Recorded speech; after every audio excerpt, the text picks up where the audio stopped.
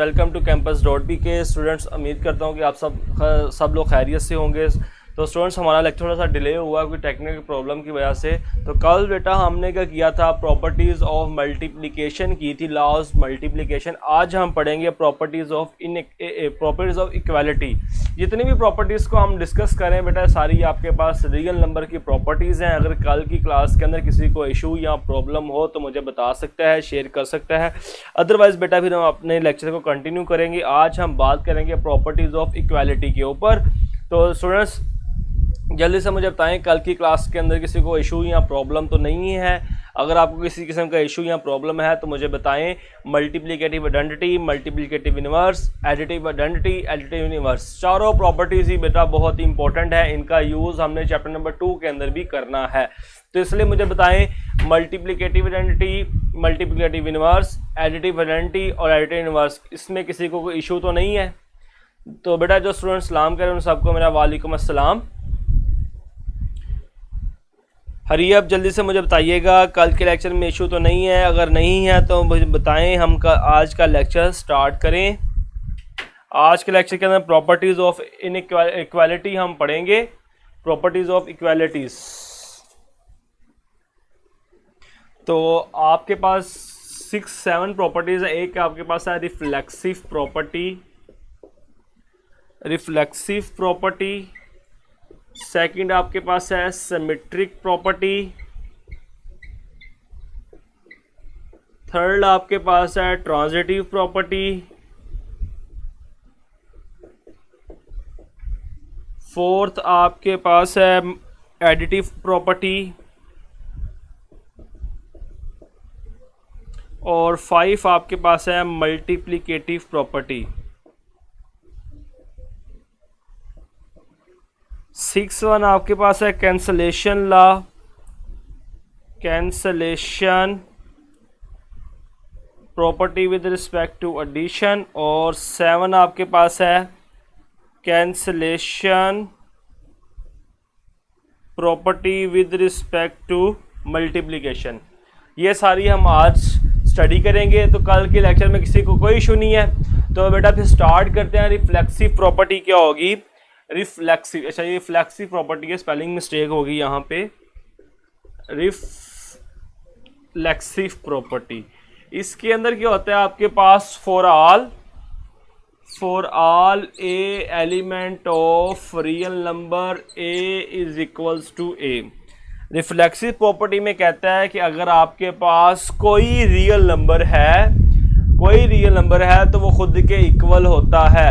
आपके पास for example ले लेते हैं, आपके पास है जी 2, तो 2 इज इक्वल्स टू 2 होता है, दोनों आपस में इक्वल होते हैं। 4 इज इक्वल्स टू 4 होता है, 5 इज इक्वल्स टू 5 होता है। ये आपके पास होगी reflexive property for all A element of R, a is equals to a. For example हमने किया, अगर इसकी फिजिकल एग्जाम्पल आप लेना चाहो तो जैसे आप मिरर के सामने खड़े हो जाएं तो आपका ही इमेज सामने आपकी आ रहा होता है, तो आप और दोनों इमेज इक्वल होगा। इसी तरह आप अगर नदी के किनारे खड़े हो तो आप देखें आपका इमेज वहां पे आपको पानी के अंदर नजर आता है, तो मतलब आपका इमेज और आप दोनों इक्वल हैं। इसी को आप बोलते हो रिफ्लेक्सिव प्रॉपर्टी। ओके, रिफ्लेक्शन से रिफ्लेक्सिव निकला। नेक्स्ट बेटा आपके पास है जी सिमेट्रिक प्रॉपर्टी। सिमेट्रिक प्रॉपर्टी में कहता है आपके पास अगर for all a and b element of real number हो तो आपके पास a is equals to b अगर हो तो ये इंप्लाइज करेगा b is equals to a के। अगर आपके पास दो रियल नंबर हो वो एक दूसरे के इक्वल हो तो वहां से अगर a इक्वल्स टू बी है तो आपके पास b is equals to a होगा। इसको आप इस तरह ले सकते हो कि जैसे आपके पास एक इक्वलेटर ट्राइंगल होती है, इक्वलेटर ट्राइंगल, उसके अंदर आपके पास एक आइसोसेलेस ट्राइंगल होती है जिसमें 2 साइड्स बराबर होती है, तीसरी डिफरेंट। अगर ये दोनों बराबर हैं तो ये आपके पास आइसोसेलेस, अगर ये इसके बराबर है तो ये इसके बराबर होगी, अगर ये 3 है तो ये भी 3 होगी, अगर ये साइड आपके पास 4 है तो ये साइड भी आपके पास क्या होगी, 4 होगी। तो ये आपके पास बेटा सिमेट्रिक प्रॉपर्टी होती है। सिमेट्रिक प्रॉपर्टी के अंदर क्या होता है, आपके पास 2 एलिमेंट्स होते हैं रियल नंबर की, अगर a इक्वल्स टू b हो तो इंप्लाइज करता है b is equals to a के। तो बेटा आपने आपस में बात नहीं करनी, काइंडली लेक्चर पे तवज्जो दें। तैयब बेटा मैंने फैन को बंद कर दिया है, तो लेक्चर पे तवज्जो करना है, आपने आपस में डिस्कशन बिल्कुल नहीं करनी। नेक्स्ट बेटा आपके पास ट्रांजिटिव प्रॉपर्टी है। ट्रांजिटिव प्रॉपर्टी क्या कहती है, अगर आपके पास for all A B C element of real numbers हो और a is equals to B हो and b is equals to C हो, तो इंप्लाइज करता है a is equals to c। अब इसका मतलब क्या है, देखें बेटा, अगर आपके पास ये लाइन है, ये a है और ये b है, a is equals to b है, इससे आपके पास b is equals to c है। ये दोनों लाइंस अगर आपस में बराबर हैं तो आपके पास यहाँ पे एक लाइन एग्जिस्ट करेगी जो आपके पास होगी a से c, ये भी आपके पास क्या होगी, इक्वल होगी। अगर आपके पास तीन लाइंस हैं, इसको आप a b कह दें, इसको आप b c कह दें, तो ये दोनों आपस में इक्वल, ये दोनों आपस में इक्वल, तो ये भी आपस में क्या होगी, आपके पास इक्वल होगी, a इक्वल्स टू c होगी।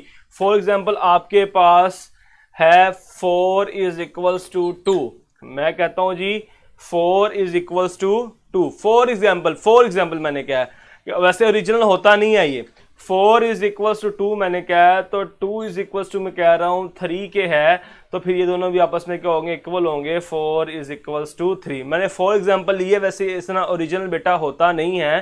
4 इज इक्वल्स अगर 2 हो समझाने के लिए, 2 इज इक्वल्स टू 3 हो, तो इन दोनों से क्या रिजल्ट बनेगा, 4 इज इक्वल्स भी क्या होगा, आपके पास 3 होगा। तो जल्दी से मुझे कमेंट्स में बताएं बेटा, आपको reflexive property, symmetric property, transitive property तीनों क्लियर है, इसमें किसी किस्म का इशू तो नहीं है आप सबको? जल्दी से मुझे कमेंट्स में बताएं, फिर हम फर्दर आगे मूव कर सकें। आपको इस तीनों प्रॉपर्टीज के अंदर किसी किस्म की इशू तो नहीं है बेटा?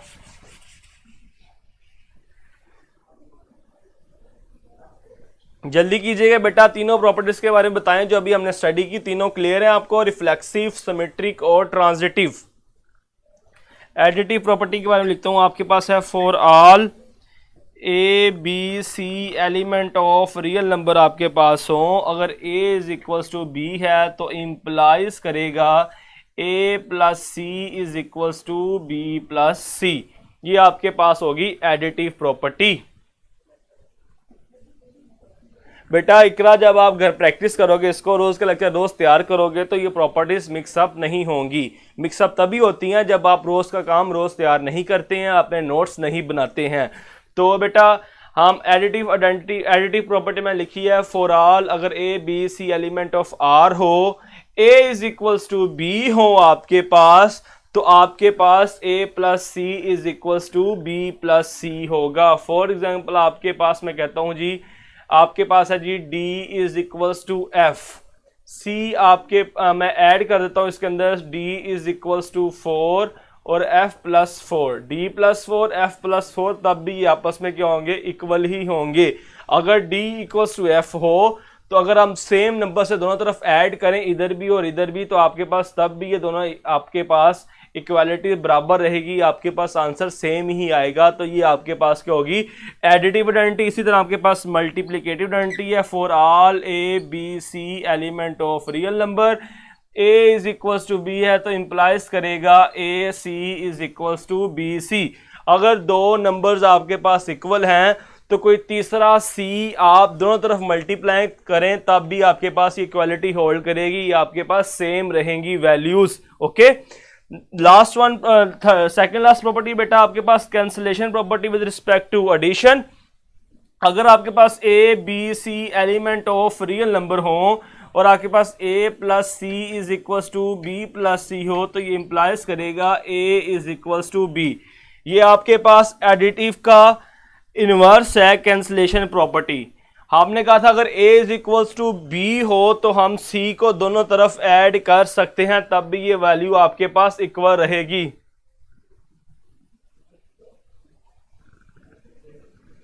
आपके पास बेटा अगर a plus b equals to B है तो दोनों सेम नंबर से आप दोनों तरफ ऐड करो तो आपके पास तब भी इक्वल रहेगा। तो कैंसिलेशन इसका उलट है कि अगर आपके पास c सेम नंबर दोनों तरफ ऐड हो रहा है तो हम कैंसिल भी कर दें तो आपके पास a is equals to B ही रहेगा। उसके बाद बेटा आपके पास cancellation property with respect to multiplication है, A B C element of आपके पास रियल नंबर हो, अगर A C is equals to B C है तो आपके पास इंप्लाइज करेगा A is equals to B. आप सी को दोनों तरफ कैंसिल कर सकते हो, आपके पास इक्वालिटी सेम रहेगी।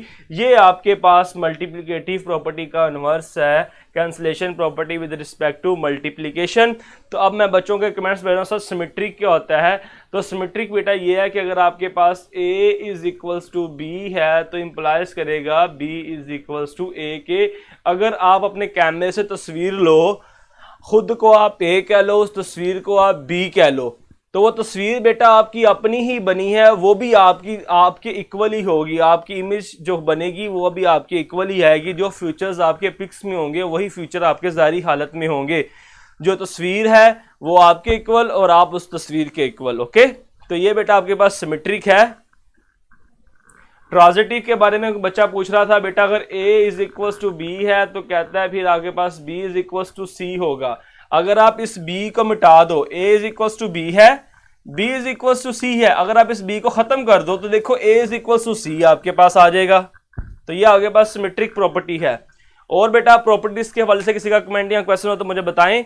आज के लेक्चर को फिर यहीं पे हम वाइंड अप करेंगे। हरी अप, जल्दी कीजिएगा। चलिए स्टूडेंट्स, अगर आपको कमेंट या क्वेश्चन नहीं है तो अपनी क्लास को हम वाइंड अप करते हैं। आपने लेक्चर्स के एंड पे आपने रिव्यूज़ लाजमी देने हैं, कमेंट्स में आपने मुझे लाजमी बताना है कि आपके लेक्चर्स के आपके बारे में कौन से कैसे व्यूज़ हैं, आपने लाजमी मुझे बताना है। और स्टूडेंट्स आज 4 बजे मोटिवेशन स्पीकर, जो आपकी स्टूडेंट काउंसलिंग की क्लास हो रही है उसमें एक मोटिवेशन स्पीकर आ रहे हैं, तो आपने उस क्लास को लाजमी लेना है।